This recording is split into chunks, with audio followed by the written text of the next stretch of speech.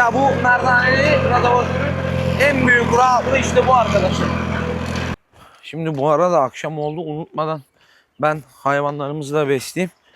Bu iş arkadaşlar pulluk işi gibi değil. Bu arada siz şöyle izlerken ben aletle, ekipmanla da ilgili, bu ekipmanla da ilgili biraz bilgi vereyim size. Videolar gelecek ve ayrıyetten sürpriz yapacaktım ama hadi söyleyeyim. Evet arkadaşlar, tüm hızıyla sürüme devam ediyoruz. Bakalım tohumu ekerken bunu tekrar değerlendireceğim. Şurada bakın, ayak buradan kırılmış, görebiliyor musunuz bilmiyorum. Yani vakit ve para kaybı oluyordu. Ama yine de tabii bu iş hemen bitecek gibi değil. Çünkü... Merhaba, ben Rıfat Erçetin. Yeni bir videoda, yeni bir iş gününde tekrar hep birlikte buluştuk arkadaşlar. Biliyorsunuz ki en sonki videomuzda bu yerlerin pulluklarını yapmıştık. Hep birlikte buraları sürmüştük. Şimdi bugün traktörümüze merdaneli radavatörümüzü takıp arkadaşlar bu yerlere radavatör yapacağız. Bu yerleri tekrar süreceğiz ki mısır ekimi için tohum yatağını güzelce hazırlayabilelim. Gelin hep birlikte videomuza başlayalım. Evet arkadaşlar, böyle gördüğünüz gibi ben pulluğu söküp radavatörümüzü traktöre taktım.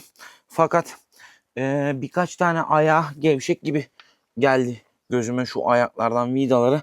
Onun için lokma takımımızı getirdim arkadaşlar.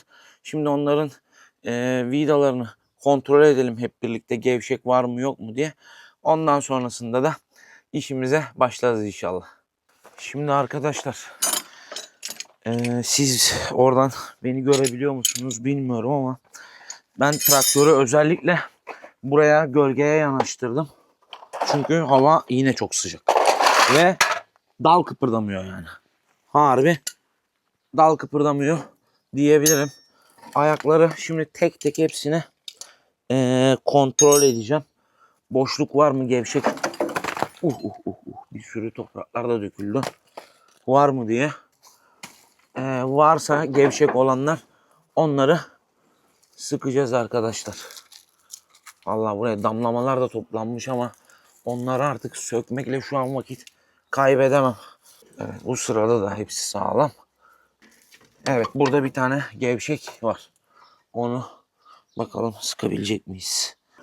Evet, oluyor arkadaşlar, sıkılıyor. Yavaş yavaş sıkalım.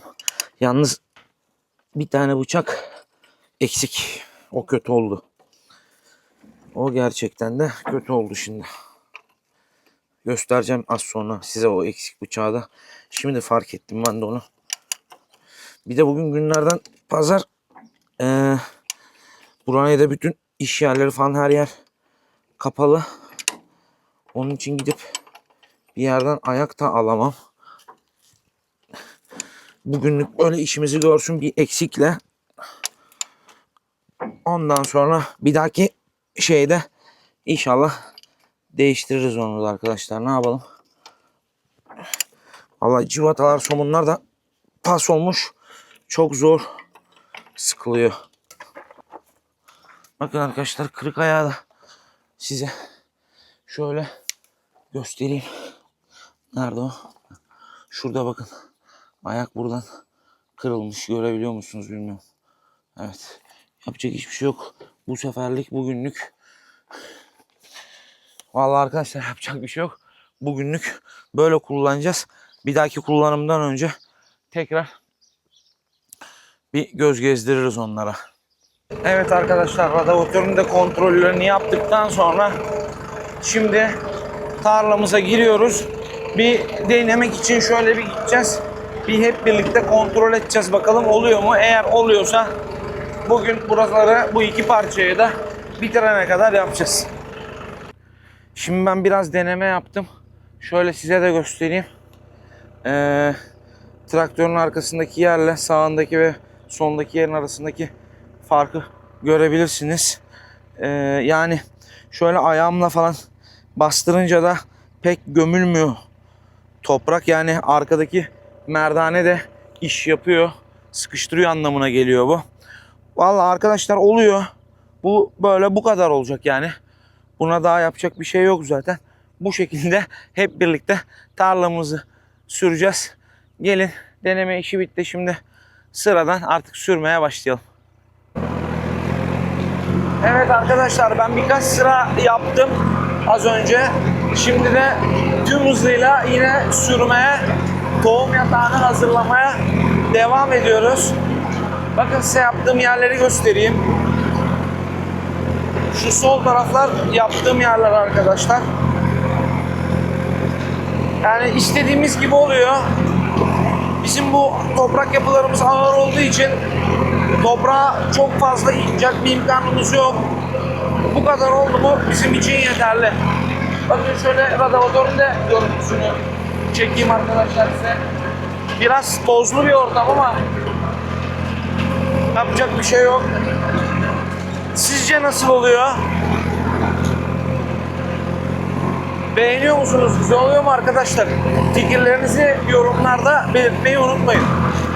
Bu arada siz şöyle izlerken ben aletle, ekipmanla da ilgili biraz bilgi vereyim size.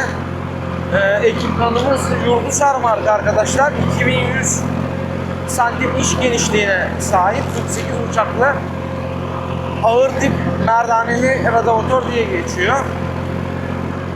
Ben bunu geçen sene ikinci el olarak edinmiştim işletmemize.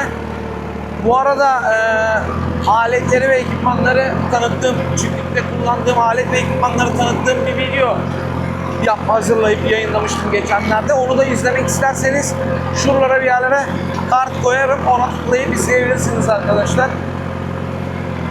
Kuyruk milimiz 750 devirde, yani 540 ekonomide kullanıyorum. Şöyle göstereyim.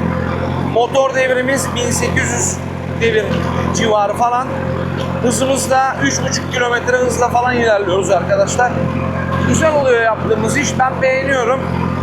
Biliyorsunuz arkadaşlar, ben bu tarlayı pulluk atmadan önce sulamıştım. Sulama videosunda, bu arada tamburlu sulama videosunu da izlemek isterseniz onunla ilgili kartı da buraya koyarım. Ona da tıklayıp izleyebilirsiniz. Hem tamburlu sulama makinesinin kullanımını falan anlatmıştım o videoda sizlere. Burayı sulamamızın sebebi arkadaşlar, tohumu nemli bir alana bırakmak istediğimden, yani sulamadan çıkarabilir miyiz diye uğraşıyorum. Sulamadan bitirebilir miyiz diye uğraşıyorum tohumu. Çünkü tohumu ektikten sonra sulama yaparsak, yani tohumu buraya ekip üzerine sulama yaparsak, bizim topraklarımız çok ağır olduğu için arkadaşlar, üzeri biz maya diyoruz. Böyle kaymak gibi bir tabaka oluşuyor toprağın üzerinde. Bu sefer tohum orada gelmekte çok zorlanıyor. O kaymağı, tabakayı patlatmakta çok zorlanıyor. Ve bitki sayımızda düşüşler yaşanıyor. Sıra başına geldiğimiz için videoyu kesmek durumunda kaldım. Hem kamerayı tutup hem traktörü kontrol etmek zor oluyor. Çünkü bir yandan kolları falan indirip kaldırmam gerekiyor. Tohumda kalmıştık. Kuyuya ekersek az önce de bahsettiğim gibi üzeri kaymak, işte dediğimiz tabakadan oluşuyor. İşte sulamadan bitireyim diye uğraşıyorum hep, ama toprağın da tavuğu biraz kaçmış gibi. Bakalım tohumu ekerken bunu tekrar değerlendireceğim. Eğer tav kaçma durumu olursa tohumu ektikten sonra tekrar buraları hep birlikte sulamamız gerekecek arkadaşlar. Benim ümidim sulamadan bitmesi. Ama bakalım hayırlısı, zaman ne gösterecek. Ben size şöyle önden de biraz çekim yapayım. Bakın. Bu iş arkadaşlar pulluk işi gibi değil.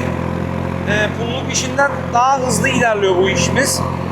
Yani pullukta 5,5 kilometre falan hızla sürüm yapıyorduk, ama pulluğun iş genişliği küçük olduğu için, dar olduğu için iş genişliği daha fazla zaman gerekiyor aynı alanı sürmekte. Bu işte daha hızlı iş geçiyor bu makinede, çünkü bunun genişliği 2 metre, 2 metreden hatta biraz daha fazla. Şöyle arkadan da bakacak olursanız şöyle göstereyim hatta size, bakın.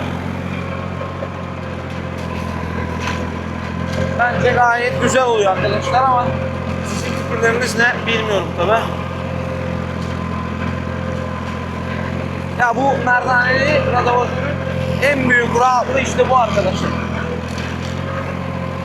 Yani şu radavatörde şimdi merdane olmasaydı Ben alet ekipmanları tanıttığım videoda eski radyatörümü göstermiştim. Yani o radyatörle buraya sürüyor olsaydım, merdanesiz radyatörle. Ondan sonra bir de tekrar sürgü tak, sürgüyle gez dur bu yerleri. Yani vakit ve para kaybı oluyordu. Yani paradan da ziyade evet mazot da çok pahalandı. O da bizi etkiliyor ama çok büyük bir vakit kaybıydı. Şimdi bu alet sayesinde hiç sürgü mürgü yapmamıza gerek kalmıyor arkadaşlar. Çünkü gördüğünüz gibi direkt arkadaki merdane de toprağa sıkıştırdığı için bizim tohum yatağımız hazır olmuş oluyor. Evet, bu merdane şimdi bize ne kadar, yani bu merdane radyatör ne kadar işimizi kısaltmış olsa da öteki alete göre, ama yine de tabii bu iş hemen bitecek gibi değil. Çünkü önümüzde 35 dönüm, hatta 36-37 dönüm diyebileceğim bir arazi var. Radyatör çekilecek. Şu an saatim 6'yı çeyrek geçiyor. Ben tahmin ediyorum saat herhalde 2-3 gibi falan biter bu iş. Gerçi artık başladık. Sabah da bitse yarım bırakmak yok. Bu işi tamamlayacağız arkadaşlar. Önemli olan Allah kaza bela vermesin. Sağlığımıza keder kusur gelmesin. Acelemiz yok. Yavaş yavaş devam arkadaşlar. Evet, tüm hızıyla tarlamızı mısır ekimi için hazırlamaya devam ediyoruz. Bakın şu tarafı bitirdim. Yani tarlanın 1/4 falan bitti diyebilirim. Yalnız bu arada benim artık yemek vaktim geldi. Kısa bir yemek molası vereceğim. Ondan sonra yine devam edeceğiz. Bu arada size şeyi sormak istiyorum.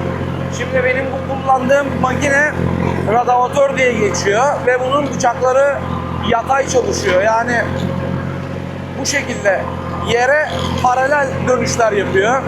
Bir de bunların ben hiç kullanmadım ama dikey frez ediyorlar. Dikey radyatör dedikleri alet var.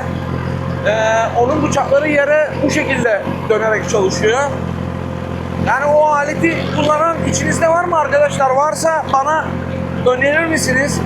Bizim topraklarımız çok ağır. Bu ağır toprak yapısında iş görür mü? İçinizde o dik frezeyi kullanan varsa yorumlarda fikirlerinizi belirtirseniz memnun olurum onunla ilgili. Videonun en başında ekipmanımızın bıçaklarını kontrol ederken 2-3 tane bıçak eksikti arkadaşlar.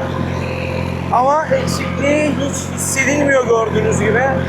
Çünkü ben ekipmanı biraz hızlı kullanıyorum. O da nasıl? Traktörün kuyruk mili devir hızını 540'ta normalde işin aslında bu ekipmanda kullanmamız lazımken ben 540 ekonomide yani 750 devirde kullanıyorum arkadaşlar. Yani normal dönmesi gerekenden daha hızlı dönüyor ekipmanın içerisindeki bıçaklar. Zaten şöyle yapılan yerle yapılmayan yerin arasındaki farkı da ben size göstereyim. Bakın arkadaşlar, yapılan yer böyle. Yani havalimanı gibi oluyor. Burası da yapılmayan yer arkadaşlar. Yani aradaki farkı anlamanız için gösteriyorum. Bu arada o kuyruk mili devir olayına dönecek olursak, yani 540 ile 540 ekonominin arasındaki farklardan bahsedecek olursam, adı üstünde arkadaşlar 540 ekonomi 750 devirde dönüyor ve gerçekten de ekonomi ve zaman kazandırıyor bize. Nasıl zaman kazandırıyor diyecek olursak, yani traktörün 540 devir gücünü 540 vitesinde yakalaması için atıyorum 2200 gaz vermemiz gerekirken 540 ekonomi vites devrindeyken 18-19 gazda, yani 1800-1900 devirde yakalamış oluyor. Haliyle de daha az gazla daha yüksek devir yaptırmış oluyoruz. Öyle olunca traktörün vitesini de bir vites yükseltmiş oluyoruz ve daha hızlı ilerliyoruz. Yani bu da bize hem ekonomik anlamda hem de zaman olarak çok büyük artı sağlıyor.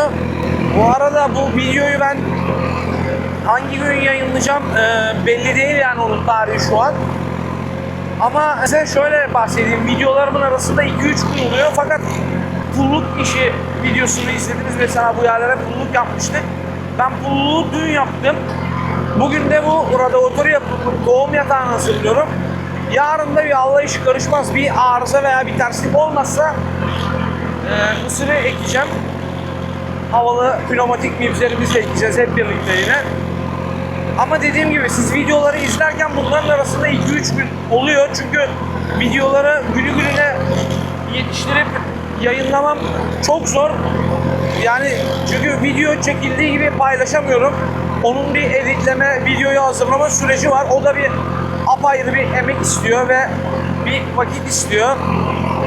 Ben de titizim. Güzel olmasını istiyorum paylaştığım şeylerin. Görüntülerin sizler tarafından güzel gözükmesini, size güzel gözükmesini istediğim için bayağı bir emek harcıyoruz arkadaşlar videoların çekimine. Şimdi ekime gelecek olursak, daha önceden ben mibzerlerim yoktu benim. Yani mesela geçen sene, daha doğrusu evvelki sene buğdayları, tahıl grubu bitkileri falan hepsini başkasına ektiriyordum. Bu kış, bu sene ilk önce hububat mibzerini edindim. Hububat mibzerimle kendimiz işte buğdaylarımızı ektik. Bu regrasları kendim ektim. Daha sonra çok memnun oldum ondan ve çok güzel çıkış oldu. Sonra ben mısır mibzeri edinmeye de karar verdim arkadaşlar ve bundan 3 ay öncesi mısır mibzeri aldım. Şimdi bundan sonraki videoda mısır mibzeriyle, o mısır mibzeriyle hep birlikte ekim yapacağız. Fakat daha önceden ben mısır mibzeri hiç kullanmadım arkadaşlar. Yani ilk defa kullanacağım. Hep çünkü başkalarına ektiriyordum. Kendimde mibzer olmadığı için işte ücreti karşılığında herhangi birisine gelip gel bizim yere ek diyorduk. İlk parasını verip ektiriyorduk. Yani ilk defa kullanacağım bu pneumatik mibzeri. Onun için biraz da heyecanlıyım. Umarım güzel ekeriz. Zaten ekim anına da şahit olacaksınız siz de benimle birlikte.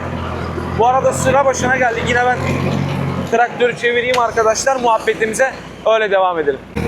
Evet, traktörümüzü çevirdik. Sürmeye devam ediyoruz. Mibzer'de kalmıştık. İşte ilk defa kullanacağım. Çok da heyecanlıyım. Umarım güzel ve doğru bir ekim yaparız. Ben gerçi siz bu videoyu izlemiş olduğunuzda yüksek ihtimal ekmiş olacağım ama pneumatik mibzer kullanımı ile ilgili tecrübeleriniz varsa onları da benimle paylaşabilirsiniz. Yorumlar kısmına yazabilirsiniz. Çünkü dediğim gibi ben daha önce hiç kullanmadım. Umarım Allah utandırmaz. Güzel bir tohum çıkışı yaparız. Başarılı bir ekim gerçekleştiririz. Bir dahaki önümüzdeki videoda hep birlikte mısırlarımızı ekeceğiz arkadaşlar.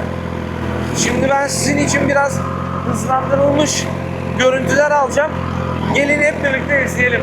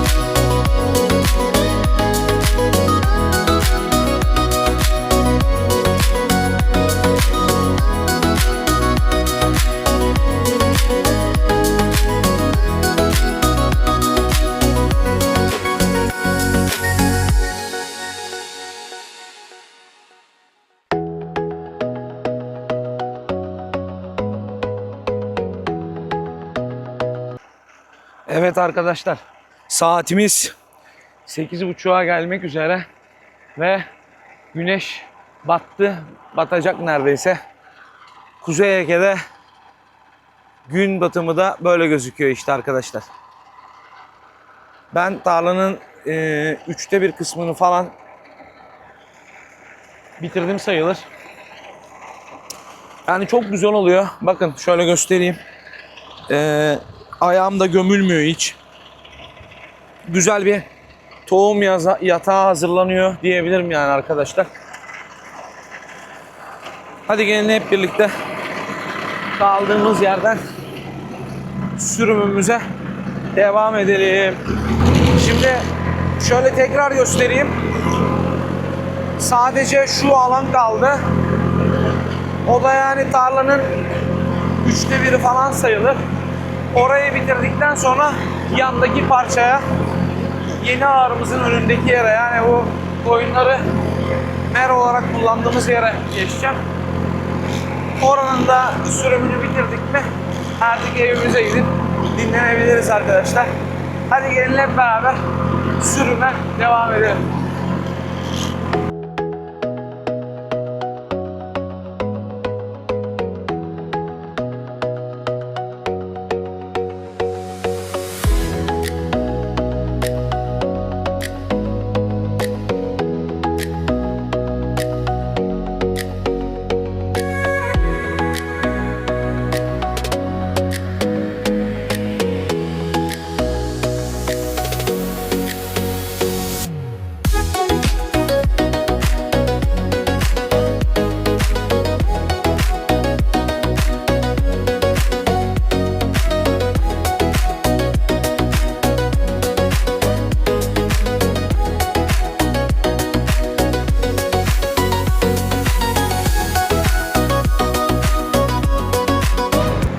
Arkadaşlar videolarda da fark ettiyseniz bu işi yaparken çok toz çıkıyor.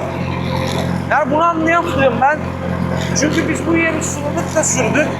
Hatta pulluk yaparken gördünüz, kimi yerler çamur gibiydi. Pulluktan sonra ben ara da vermedim. Yani sadece bir gün geçti üzerinden, tam bir gün bile değil. Sabah pulluk işini bitirdik. Akşam saat 6 gibi de radyatöre başladık. Ama sanki yer sulanmamış, kuru gibi. Yani tam çok yoğun olmasa da toz çıkartıyor. Buna anlam veremedim vallahi. Bir garip geldi bana da. Şimdi bu arada akşam oldu, unutmadan ben hayvanlarımızı da besleyeyim. Ondan sonra devam edeyim sürüm işine. Önümüzdeki günlerde arkadaşlar siz de heyecanla bekliyorsunuz, onun farkındayım. Koyunculukla ve hayvancılıkla ilgili çok daha fazla videolar gelecek. Ve ayrıyetten sürpriz yapacaktım ama hadi söyleyeyim. Koyunların beslenmesiyle, rasyonlarla ilgili detaylı bir video hazırlamayı düşünüyorum. Onun için de takipte kalın. Evet arkadaşlar, tüm hızıyla sürüme devam ediyoruz. Bu taraftaki akşam başladığımız parçayı bitirdim. Şimdi ağırın önündeki parçayı sürüyorum. Saatimiz tam akşam 10. Az önce ben size göstermeden önce bakın şöyle göstereyim, şuradan 2 sıra gittim geldim. Gaz kesmeden sürmeye devam edeceğiz. Tahmin ediyorum gece saat 1-2 gibi bitiririz inşallah, Allah bir kaza bela vermezse. Hadi gelin hep beraber sürmeye devam edelim tarlamızı. Bu arada arkadaşlar yakıtımız da azaldı. Bakın size şöyle göstereyim. Şurada görebiliyor musunuz bilmiyorum. Yani daha bir saat kadar yetecek kadar mazot var ama benim burada yakınımdaki benzin istasyonu saat 12'de kapanıyor. O kapandığı zaman ilçeye gitmek durumunda kalıyoruz yakıt almak için. İlçe de uzak. En iyisi ben buradaki istasyon kapanmadan gidip hemen bir hızlıca yakıt alıp geleyim. Ondan sonra kaldığımız yerden yine devam edelim arkadaşlar. Evet arkadaşlar, ben traktörümüze yakıtı alıp geldim. Bu arada bayağı da bir yer sürdüm. Bu tarlada işte yarısına kadar falan sürülmüş oldu hemen hemen. Azıcık da kendim dinlendim şimdi. Saatimiz de kaç olmuş bakalım. 11.30.